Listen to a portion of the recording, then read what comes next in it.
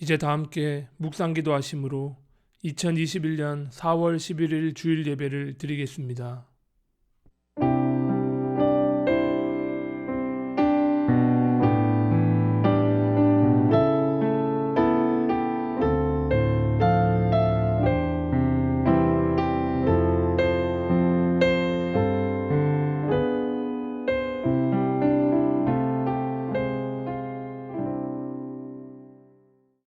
악인은 악을 잉태하여 재앙과 거짓을 낳는구나.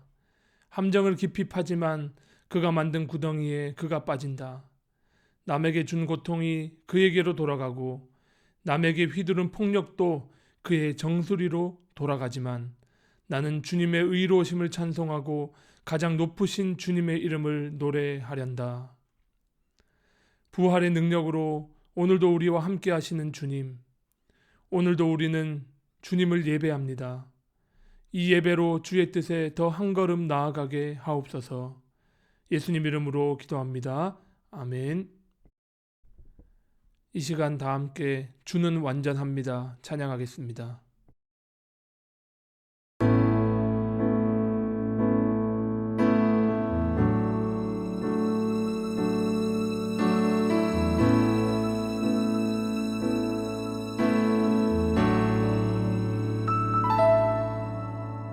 주여 우린 연약합니다. 우린 오늘을 힘겨워합니다.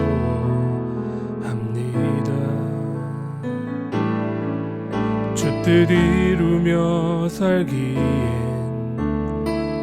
부족합니다. 우린 연약합니다.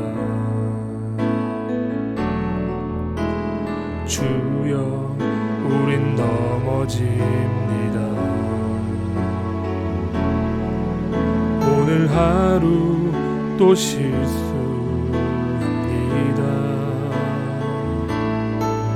주의 긍휼을 구하는 죄인입니다. 우린 주만 바라봅니다.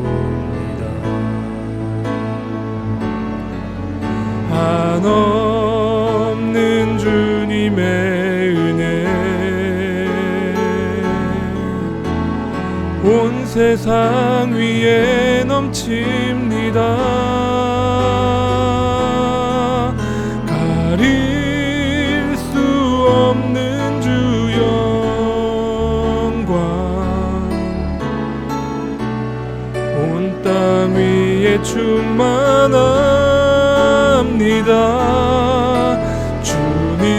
주님만 이 길이 오니 우린 그 길 따라갑니다. 그날에 우릴 이루신 주는 완전합니다.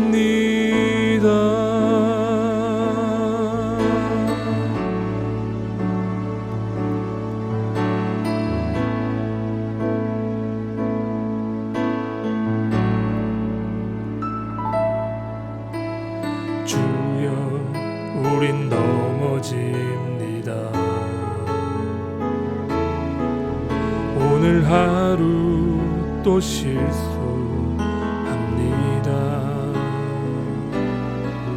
주의 긍휼을 구하는 죄인입니다. 우린 주만 바라봅니다.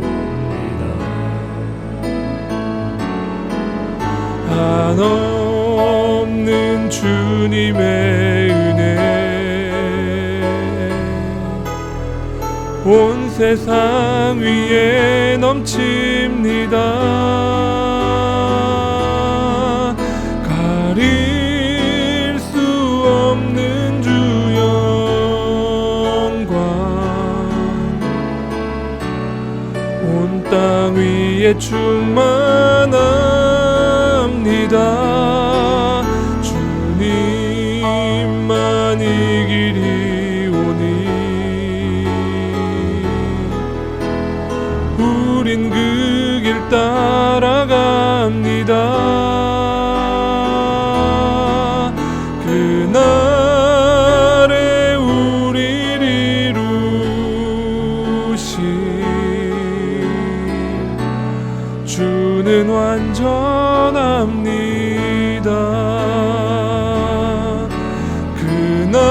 그날에 우리를 이루실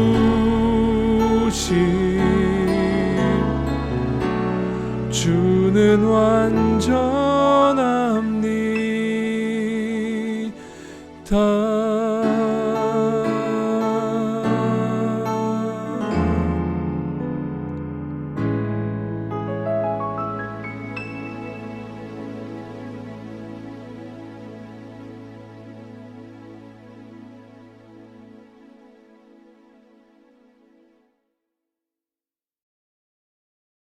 이 시간 사조의 기도를 드립시다.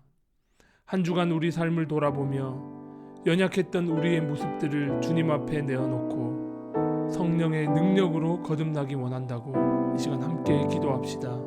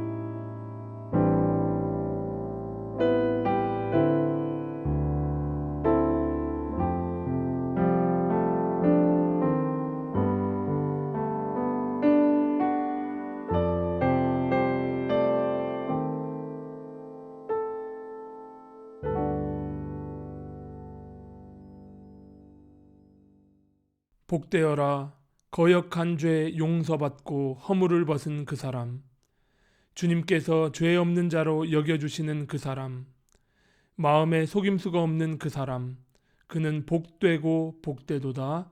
아멘. 다 함께 사도신경으로 우리의 신앙을 고백하시겠습니다. 나는 전능하신 아버지 하나님, 천지의 창조주를 믿습니다. 나는 그의 유일하신 아들 우리 주 예수 그리스도를 믿습니다. 그는 성령으로 잉태되어 동정녀 마리아에게서 나시고 본디오 빌라도에게 고난을 받아 십자가에 못 박혀 죽으시고 장사된 지 사흘 만에 죽은 자 가운데서 다시 살아나셨으며 하늘에 오르시어 전능하신 아버지 하나님 우편에 앉아 계시다가 거기로부터 살아있는 자와 죽은 자를 심판하러 오십니다. 나는 성령을 믿으며 거룩한 공교회와 성도의 교제와 죄를 용서받는 것과 몸의 부활과 영생을 믿습니다. 아멘. 이 시간 다 함께 찬송가 310장 찬양하겠습니다.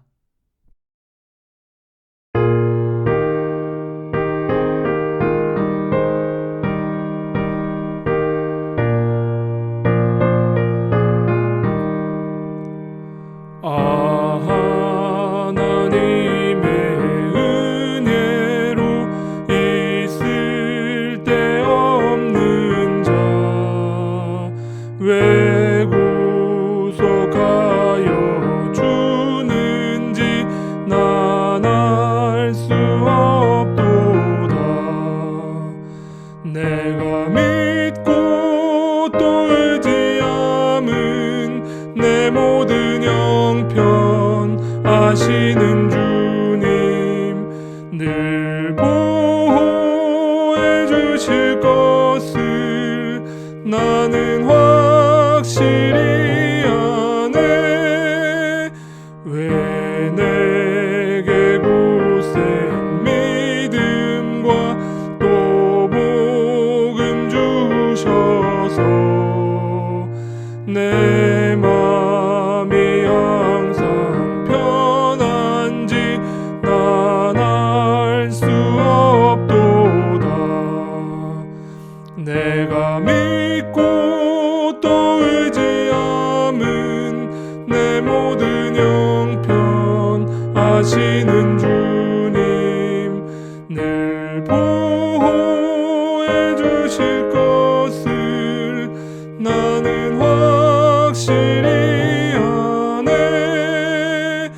왜 내게 성령 주셔서 내 마음 감동해 주 예수 믿게 하는지 난 알 수 없도다. 내가 믿고 또 의지함은 내 모든 형편 아시는 주님 늘 보호해 주실 것을 나는 확실히 아네. 주 언제 강림하실지 옥밤에 옥낮에 또 주님 만날 그곳도 난 알 수 없도다. 내가 믿고 또 의지함은 내 모든 형편 아시는 주님 늘 보호해 주실 것을 나는 확실히 아네.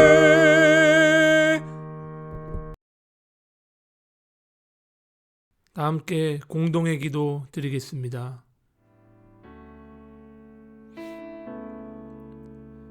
오 나의 사랑하는 주 예수 그리스도시여, 당신께서는 가련한 우리의 영혼을 아십니다. 지금 우리의 심장은 산산이 무너져 내려 앉았습니다. 기댈 곳 없는 우리가 당신을 향해 간절히 기도합니다. 주님, 우리는 당신의 뜻을 따르겠다고 하면서 매번 죄를 저지르며 살았습니다. 병들어 죄에 빠진 우리를 용서하여 주소서. 주님, 당신께서는 욕망에 사로잡힌 우리의 모든 것을 아십니다. 이 가련한 죄인은 항상 당신의 선한 의지와 사탄의 악한 유혹 사이에서 방황하며 갈등합니다. 저희에게 그리스도에 대한 믿음을 주시어 바르고 진실한 길을 선택하여 걷게 하소서. 주님, 저희에게 은총을 베풀어 주소서.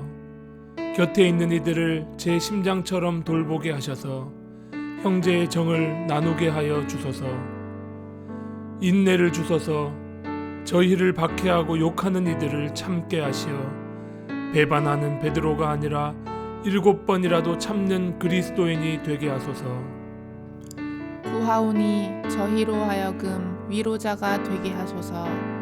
침뱉고 고소하는 이들을 위로하는 진실한 그리스도인, 영혼의 위로자가 되게 하소서.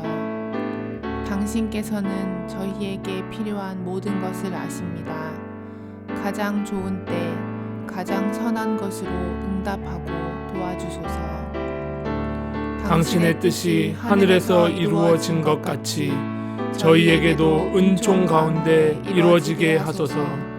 당신의 이름만 영원 무궁하기를 원합니다. 예수님 이름으로 기도합니다. 아멘.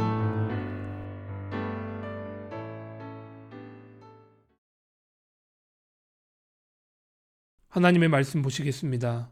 말씀은 구약성경 창세기 6장 1절부터 8절까지 말씀입니다. 사람들이 땅 위에 늘어나기 시작하더니 그들에게서 딸들이 태어났다. 하나님의 아들들이 사람의 딸들의 아름다움을 보고 저마다 자기들의 마음에 드는 여자를 아내로 삼았다. 주님께서 말씀하셨다. 생명을 주는 나의 영이 사람 속에 영원히 머물지는 않을 것이다. 사람은 살과 피를 지닌 육체요 그들의 날은 120년이다. 그 무렵에 그 후에도 얼마 동안 땅 위에는 네피림이라고 하는 거인족이 있었다. 그들은 하나님의 아들들과 사람의 딸들 사이에서 태어난 자식들이었다. 그들은 옛날에 있던 용사들로서 유명한 사람들이었다. 주님께서는 사람의 죄악이 세상에 가득 차고 마음에 생각하는 모든 계획이 언제나 악한 것뿐임을 보시고서 땅 위에 사람 지으셨음을 후회하시며 마음 아파하셨다. 주님께서는 탄식하셨다. 내가 창조한 것이지만 사람을 이 땅 위에서 쓸어버리겠다. 사람뿐 아니라 짐승과 땅 위를 기어다니는 것과 공중의 새까지 그렇게 하겠다. 그것들을 만든 것이 후회되는구나. 그러나 노아만은 주님께 은혜를 입었다. 아멘.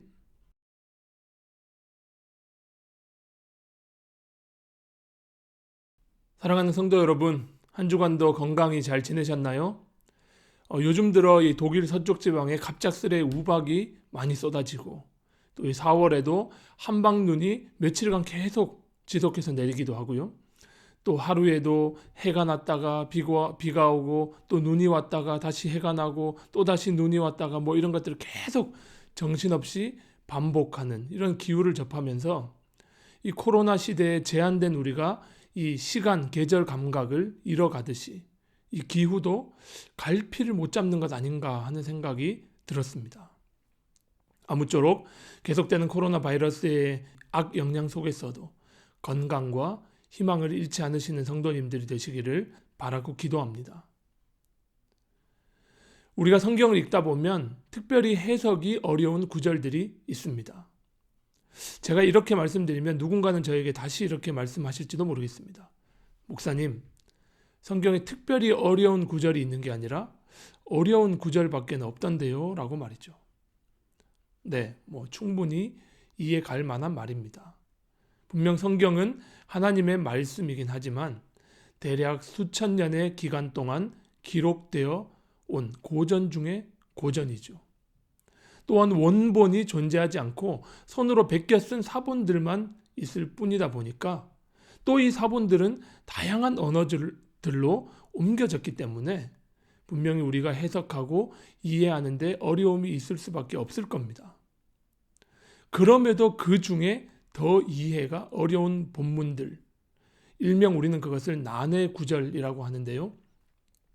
도대체 이 내용이 무엇을 말하고자 하는 건지, 왜 이런 구절들이 성경에, 하나님 말씀에 들어가 있는 것인지 학자들조차 머리를 싸매게 하는 그런 본문들이 있습니다. 오늘 읽은 본문이 바로 그러한 난해 구절 중에 아주 대표적인 구절입니다. 그래서 저는요, 오늘 설교를 준비하기 위해서 이 본문에 관한 이 해석들이 어떤 것들이 돌아다니고 있는지 한번 찾아봤습니다. 역시 난해 구절답게 아니나 다를까, 이 본문에 나오는 네피림, 그러니까 거인 족속을 가지고 근거 없는 음모론, 또 근거라고는 자신들의 상상력이나 공신력 없는 찌라시 수준에 기반한 루머들이 사람들을 미혹하고 있었습니다. 분명 이런 구절들을 읽는 현대인들은요, 당황스럽고 이 내용들을 어떻게 해석하고 받아들여야 될지 난감해합니다. 그러다 보니 어떤 사람들은요, 마치 이런 구절이 있어도 없는 것처럼 에이, 뭔가 내가 모르는 뭔가가 있겠지 하고 읽고도 그냥 쓱 지나가 버리고요. 또 어떤 이들은 문자 그대로 해석하려고 하고요. 또 다른 이들은 이런 구절의 둥지를 틀고 본격적으로 음모론이나 괴기스러운 소설을 쓰기 시작합니다. 원래 사람들은요, 음모론에 더 끌리기 마련입니다. 우리 일상에서도 이런 음모론들은 크고 작게 일상화되어 있죠. 항상 우리가 크게 느끼는 사건, 어마어마한 사건 뒤에는 무언가 배후가 있다고 이야기하면요, 우리의 귀가 더 솔깃해지기 마련입니다. 하지만 그것이 절대 권위를 가지고 있는 성경의 권위, 하나님의 말씀이라는 것과 맞물리게 되면 거기서 오는 선동이나 세뇌는 그 어떤 이데올로기보다 막강하니 우리는 이러한 구절을 해석하는 데 반드시 주의를 기울여야 합니다. 오늘 저는 이 말씀이 뜻하는 바를 구약 성경이 기록되던 당시 시대의 상황 속에서, 또 오늘 창세기 6장의 본문의 맥락 속에서 한번 해석해 보려고 합니다. 이 본문을 잘못된 해석으로부터 건져내어 우리들의 삶에서 살아 역사하시는 하나님의 말씀으로 돌려드리려고 합니다. 마치 이 단군 신화처럼 들리는 오늘 본문이 오늘 우리 삶에도 여전히 역사하시는 하나님의 말씀으로 다가오기를 소망하며 이 본문 이야기로 한번 들어가 보도록 하겠습니다. 자, 창세기 12장에 믿음의 조상 아브라함의 이야기가 등장하기 전까지, 즉 창세기 1장부터 11장의 이야기는 그 기원을 알 수 없을 정도로 오래된 이야기, 우리말로 하면 옛날에 해당하는 이야기입니다. 우리가 아이들에게 옛날에 하고 이야기를 들려주는 이유는 그 이야기 안에 분명한 교훈이 있기 때문입니다. 이렇게 창세기 1장에서 11장의 이야기는 그 구조가 전해주는 메시지가 이미 분명하게 정해져 있습니다. 창조 이야기를 통해서 하나님이 이 세상을 얼마나 질서 있고 아름답게 창조하셨는가를 다룬 후에 바로 인간의 범죄 시리즈가 이어지고 있습니다. 인류 최초의 범죄였던 아담과 하와의 선악과 이야기, 그리고 그의 큰아이 가인이 동생 아벨을 죽이는 인류 최초의 살인 이야기가 연속해서 등장하죠.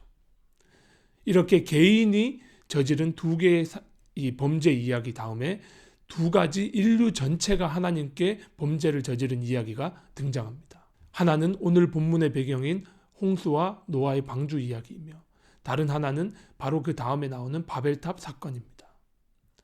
성경은 하나님께서 아름답게 창조하신 세계가 오늘날 어떻게 이렇게 타락하여 폭력으로 가득 차 있는지를 이러한 이야기를 통해서 설명해 주고, 그럼에도 불구하고 하나님이 인류를 포기하지 않으시고 구원하신다는 메시지를 전하고 있는 것이죠. 바로 오늘 본문은 그 전에 있었던 인류 최초의 범죄와 최초의 살인 이후에 인류 전체가 홍수로 심판당하는 이야기로 이어지는 그 중간에 다리 역할을 하고 있는 본문입니다. 다리 역할이라고 하는 것은 바로 인류가 왜 하나님께 홍수로 심판당할 수밖에 없었는지 그 의미를 알려주는 정보 역할을 한다는 뜻입니다. 아시다시피 오늘 읽은 5절에 그 이유가 나오긴 합니다. 이렇게 돼 있죠. 주님께서는 사람의 죄악이 세상에 가득 차고 마음에 생각하는 모든 계획이 언제나 악한 것뿐임을 보시고서 땅 위에 사람들을 지으셨음을 후회하시며 마음 아파하셨다고 말입니다. 사람의 모든 계획이 악할 뿐이라는 말씀은 바로 1절에서 4절에 있는 내용을 두고 하는 이야기입니다. 어떤 이야기가 나옵니까? 사람들의 수가 땅 위에 점차 많아지자 하나님의 아들들이 사람들의 딸들의 아름다움을 보고 저마다 자기들의 마음에 드는 여자를 아내로 삼았다 하는 이야기입니다. 그리고 그들에게서 태어난 네피림이라고 하는 거인 족속은 바로 이러한 하나님의 아들들과 사람의 딸들 사이에서 태어난 자식들, 그리고 그들이 영웅호걸이라는 바로 이 내용이 인간이 하는 모든 행위가 악한 것뿐이라는 그 내용입니다. 하나님께서 사람 지으신 것을 후회하신 이유라는 겁니다.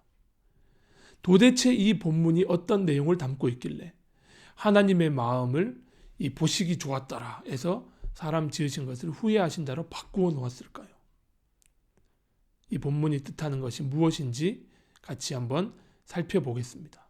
자, 이야기를 한번 거슬러 올라가 보죠. 성경이 기록될 당시, 아니 그 훨씬 전부터 팔레스타인, 즉 가나안 땅은 다신교 지역, 여러 신들을 섬기는 다신교 지역이었으며 특히 가나안은 온갖 신들을 모아놓은 만신전, 그러니까 판테온이 있던 곳이었습니다. 이 판테온, 만신전에서 최고의 신은 성경에 있는 하나님의 이름과 같은 엘 신이었고 그의 부인인 아세라가 있었으며 그의 아들 중에 가장 힘이 막강했던 신이 바로 바알이었습니다. 이 바알 신은 농사를 주관하는 신이었기 때문에 특히 가나안과 같이 정착 민족들이 농사를 지으며 사는 지역에는 최고의 신으로 대우받는 것이 당연했습니다. 특히 바알은 이 농사에서 가장 중요한 비와 물을 주관하는 신으로서 농사를 통해 사람들에게 풍요를 가져다주는 풍요의 신으로 숭배받았습니다. 이 바알 신을 섬기는 가나안 문화는 너무나 강력해서 하나님의 백성들조차도 그 유혹을 이기지 못했습니다. 하나님의 백성들이 하나님께서 예비하신 젖과 꿀이 흐르는 가나안 땅에 가서 하나님을 잘 예배하며 섬기며 살아야 할 터인데 그들은 번번이 바알신의 유혹을 이기지 못했습니다. 가나안 땅에서 가나안 사람들과 함께 얽히고 설켜서 살면서 이 농사를 잘 되게 해주는 바알, 잘 먹고 잘 살게 해준다고 확실하게 약속해주는 바알, 그렇게 그들과 함께 그 문화에 살다 보니 자연스레 그들의 가치관에 동화되어 버린 것이죠. 하지만 이 바알은요, 영원히 죽지 않는 신이 아니었습니다. 이 농경의 신이 사계절 내내 살아있으면 사계절 내내 농사가 잘 되어야 하겠죠. 그래서 이 바알은 농사절기에 따라 봄에 살아나고 여름에 큰 힘을 과시하고 가을철에 열매를 맺어 풍년을 가져다 준 다음에 자신의 형제이자 원수인 지하의 신 모트와 싸우다가 죽임을 당해서 겨울에는 죽은 자들이 내려가는 지하 세계인 스올에 잡혀있게 됩니다. 하지만 그의 누이 동생이자 아내인 아낫이 겨울 내내 울고 통곡하다가 이 모트에게 잡힌 바알을 만나 성적으로 결합함으로써 봄에 다시 부활하게 됩니다. 이렇게 봄, 여름, 가을, 겨울의 반복 안에서 바알 신화는 가나안 사람들의 삶과 문화와 결합합니다. 그래서 실제로 이들은 바알이 지하의 신 모트에게 잡혀가 있는 겨울 기간 동안 눈물을 흘리고 통곡하는 곡하는 절기를 보냅니다. 또 우리 추수절기에 해당하는 그들의 신년 축제 때는 엄청나게 큰 축제를 엽니다. 그 축제에 가면요, 평소 이 서민들이 잘 먹지 못하는 고기, 그 중에서도 이 서민들과 가장 잘 어울리는 돼지고기를 원없이 먹게 됩니다. 생각해 보십시오. 삼겹살, 가브리살, 항정살, 껍데기 등등 막 숯불에 굽는다고 생각해 보세요. 이스라엘 백성들은 율법에 따라 돼지고기 먹는 것도 금지되어 있었는데 그 축제 현장을 지나가다가 냄새라도 맡았다고 생각해 보시면 또 이리 와서 한번 먹어봐 해서 살짝 한번 먹어봤을 때 그 유혹이 얼마나 상당했을까 생각해 보십시오. 그 바알 축제에는 춤추고 술 마시고 고기를 실컷 먹으며 1년 동안 누리지 못했던 사람들의 욕구를 충족시켜 줍니다. 그뿐만 아닙니다. 축제가 끝날 때는 사람들의 성적인 욕구 또한 채워줍니다. 바알이 자신의 누이 동생이자 아내였던 아낙과 성적인 결합을 해서 죽음의 신 모트를 이기고 살아나와서 풍요를 준다고 좀 전에 말씀을 드렸는데요. 이들은 신년 축제 마지막에 신전에 모여서 신전에 있는 신전 창녀들과 자신들이 성적인 관계를 맺음으로써 바알과 아낫의 성적인 충동을 자극한다고 믿었습니다. 이렇게 가나안 종교는 인간의 풍요라고 하는 욕망과 욕심을 자극하는 종교였으며 성적으로 타락한 종교였습니다. 이렇게 인간들은 그들의 욕심에만 충실하게 그대로 두면요, 타락하고요, 종교라는 이름으로 어떤 추잡한 일을 해도 허용된다고 믿는 존재들인 것이죠. 구약 성경의 대부분은 바로 이 가나안 땅에서 막강하게 영향력을 미치고 있었던 바알 신을 견제하면서 기록되었다고 해도 과언이 아닙니다. 구약 성경에서 물과 관련된 대부분의 기록들은요, 물을 주관하는 신이 바알이 아니라 하나님이다라고 하는 것을 전하기 위해 사용된 이야기들입니다.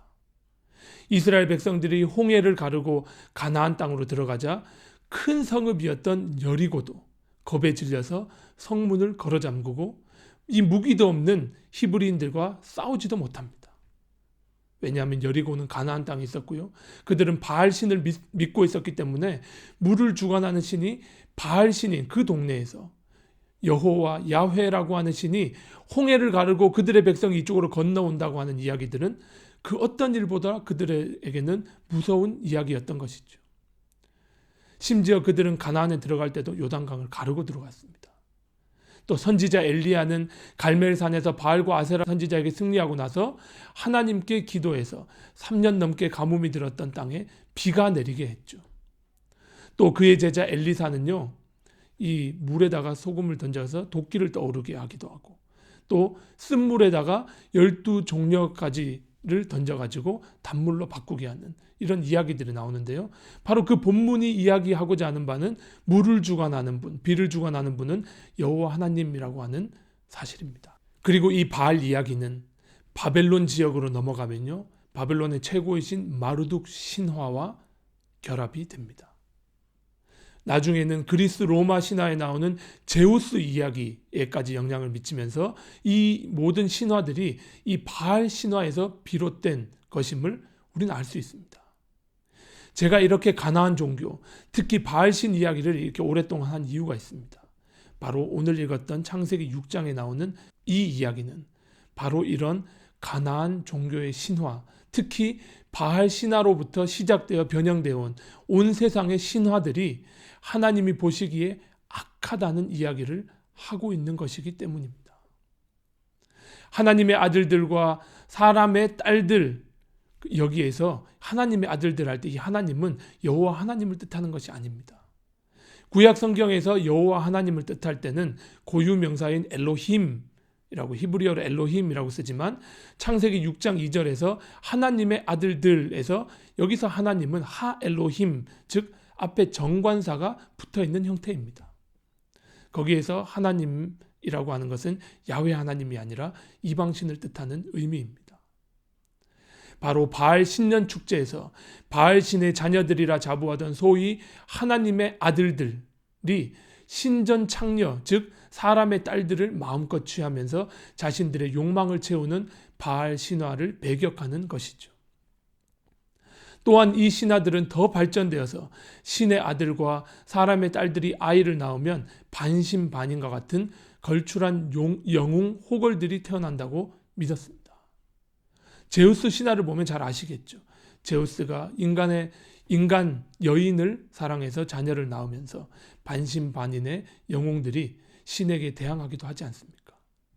이렇게 성경은 고대 가나안의 바알 신화를 비롯한 신화들은 결국 인간의 욕심을 정당화하는 도구일 뿐이라는 사실을 우리에게 알려줌과 동시에 이러한 신화들의 결과는 하나님의 후회로 이어지고 홍수로 인한 심판으로 이어질 수밖에 없다는 것을 우리에게 상기시켜주고 있습니다. 신화와 이데올로기에 갇혀 있는 사람들은 자신들의 욕심과 힘있고 가진 자의 폭력을 어떤 식으로든 정당화합니다.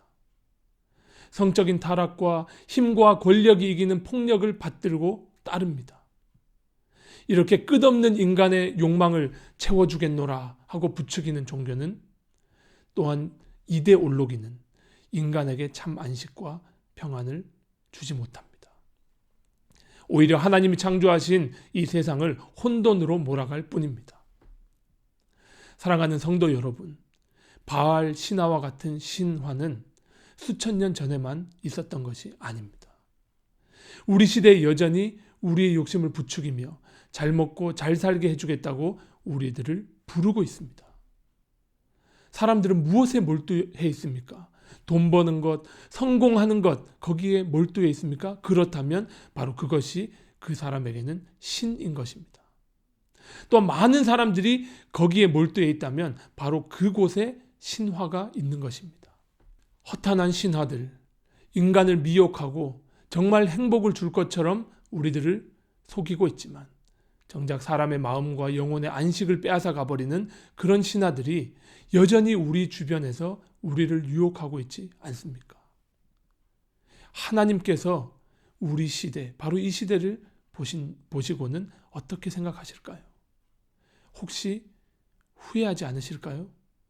이들을 이대로 두어서는 안 된다며 회초리를 들지 않으실까요? 혹시 지금 우리는 그 회초리를 막고 있는 것이 아닐까요? 우리가 지금 겪고 있는 이 코로나의 위기는 성장과 욕심에 함몰된 우리 시대에 브레이크를 걸고 있는 하나님의 회초리는 아닐까요? 이렇게 세상이 어지럽고 하나님의 심판이 무섭게 펼쳐질 때 성경은 우리에게 한 사람을 소개하고 있습니다. 그 사람은 바로 노아입니다.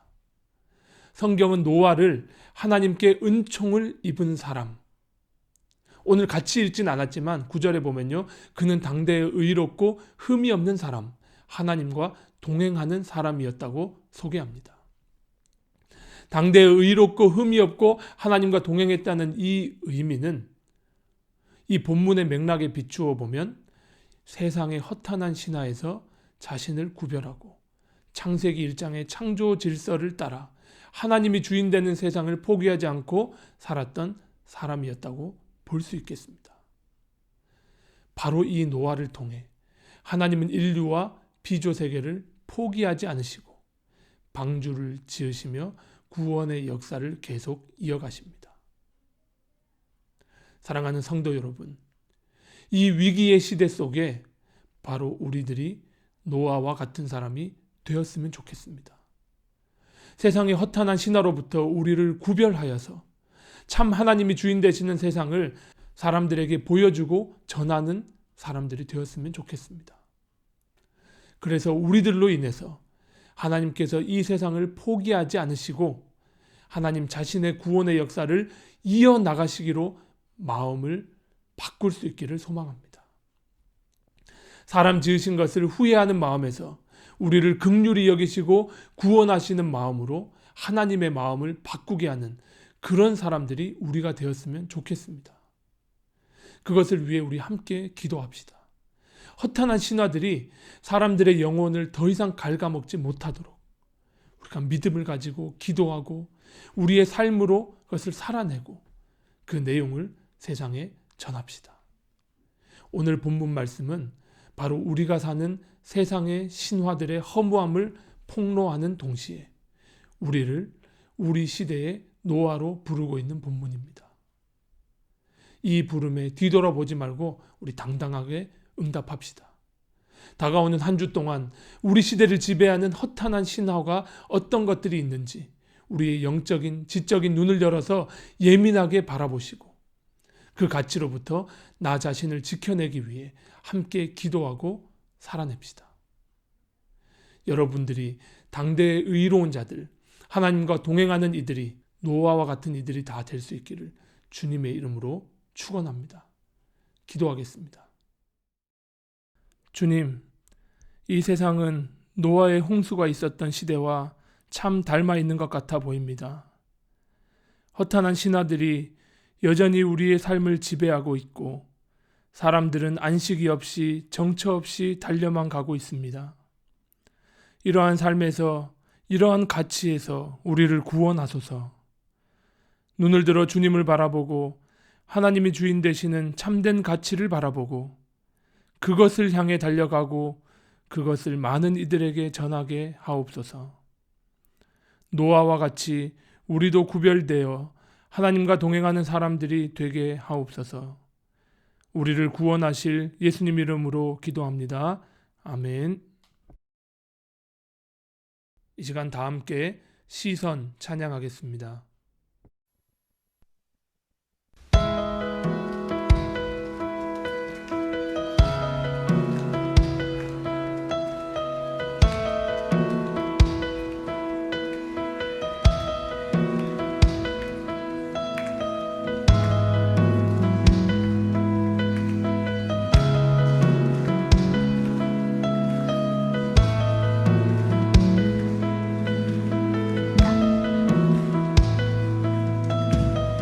내게로부터 눈을 들어 주를 보기 시작할 때 주의 일을 보겠네.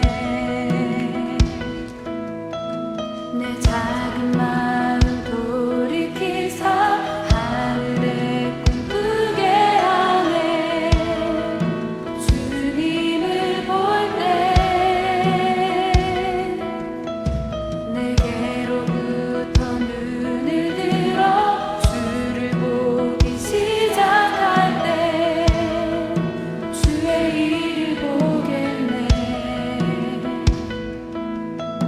내 작은 마음 돌이키사 하늘에 꿈꾸게 하네. 주님을 볼 때 모든 시선을 주님께 드리고 살아계신 하나님을 느낄 때 내 삶은 주의 역사가 되고 하나님이 일하기 시작하네.